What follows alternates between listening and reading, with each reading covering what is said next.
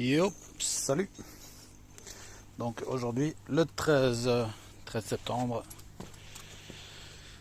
2023 que j'ai aujourd'hui maçonné donc trois tas de blocs de fondation que voici. Si je dois encore coffrer remplir pour ce qui reste. Comme j'ai fait en dessous, donc je bourre ceci. Donc après, comme je vais devoir mettre, comment on appelle ça maintenant, comme je vais devoir mettre du bois, donc du bois de, allez, normalement ce sera d'une largeur de 15 cm. Donc ça viendra de là jusque là en principe. Donc il me faudra obligatoirement remplir du béton ici pour pouvoir y fixer des tiges filetées afin de fixer mes assises de bois. Donc je dois remettre la première assise de bois, donc coffrer au bout parce que là j'ai un bloc de 14 pour pouvoir terminer correctement ici. J'ai un bloc de 14 que j'ai dû couper. J'aurais pu mettre la partie coupée ici, je sais, mais bon, c'est fait. Donc j'ai qu'à coffrer ici, vite fait. On y remplit du béton. Ou éventuellement, on n'a qu'à maçonner, enfin, on n'a qu'à remplir du béton ici. Et attendre que ce soit sec pour fixer. Donc j'ai payé aussi deux blocs de 30. J'en ai mis deux avec un joint de 1 entre les deux. Ça fait l'affaire. Et voilà ce qu'il en est. Donc ici j'ai les bits de chemin de fer. En fait, comme le terrain est en pente, les bits de chemin de fer du gars, du voisin, donc qui arrive là. Donc moi la terre, je vais devoir en mettre jusqu'à en dessous de mon bloc. Donc à ce niveau-là, de l'autre côté, donc à ce niveau-là, j'y remplirai de la terre. Pour éviter que ça touche le bois. Sinon là je suis bon. Là ça c'est en bas. Et sinon ici, la terre que moi j'ai là, ce sera d'office en pente.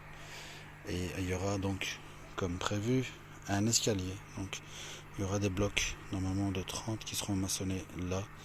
Donc largeur d'un bloc, 30 cm au lieu de 40 comme on avait réfléchi. Donc 30 cm. Ensuite, hop, une hauteur 30 cm, hop, et une hauteur 30 cm. Et une dernière peut-être éventuellement, ou une dernière peut-être arrondie comme ça pour pouvoir aller de ce côté. Sinon voilà. Là voilà ce qu'il en est. Et ici c'est le petit coin où on va mettre un espèce de petit toit ici au-dessus pour fermer, parce qu'on a la pompe de la station d'épuration qui se trouve là. Pour protéger la pompe, là pour l'instant on a mis une bâche EPDM dessus pour protéger la flotte. Sinon voilà, on protège tout ça vite fait. On fait un petit toit et éventuellement rehausser le petit escalier ici, donc le mettre jusque là, et toute cette longueur y mettre un espèce de toit en polycarbonate ou des trucs ondulés là qui coûtent 3 fois rien. Donc vraiment un truc pour protéger la zone de la flotte. Donc ça. Ensuite, obligatoirement une zone ici. Donc aussi un espèce de petit toit, une petite hauteur comme ça éventuellement pour pouvoir y stocker le bois. Donc ici normalement ce sera stockage bois. On stockera le bois de chauffage normalement si tout va bien. Donc voilà pour ici. Donc ici on n'arrive peut-être pas à voir un peu la chose. Donc ici normalement voilà, j'ai un retour découpe de blocs, hop, qui viendra ici. On fixera ceci, tac, dans le béton là. Peut-être faire une deuxième hauteur ici, une deuxième hauteur pour appuyer la petite pente. Je me dis, mais d'abord voir un peu ce que ça donne avec un bloc de béton. Avec un 14, c'est une hauteur de 19, hein, donc on verra bien ce que ça donne avec la hauteur de 19. Je creuse bien ce qu'il faut là. Je coupe bien le bloc parce que c'est quand même un angle. C'est un angle, certes obtus, mais c'est quand même un angle. Il va falloir couper dans le bloc. Alors, on coupe dans le bloc, on trace ceci ici, et puis encore un angle obtus ici. Ici un angle de 90 degrés qui va jusque là-bas. Ensuite, on fixe là-bas. Donc, évidemment, ici, donc dès le premier tas, je suis au-dessus du bloc parce que j'ai 19 et là de ce côté-là, je suis en dessous un peu. Donc là, j'aurai 19, je serai un peu au-dessus. Hop, au-dessus. Non, jusque là, ça va. Mais là, je vais devoir faire un deuxième tas pour aller jusque là. Et ici, un troisième tas pour aller jusque là. Et le tout fixé dans le mur de soutènement. Donc, voilà. Ah ouais, au passage, j'ai oublié de dire. J'ai des murs forts en rouleau. Je les appelle les murs forts compacts. C'est une espèce de rouleau avec du plastique. En fait, c'est du métal à l'intérieur, du plastique autour. C'est des murs forts qu'on utilise normalement pour tout ce qui est bloc cette époque. Hein.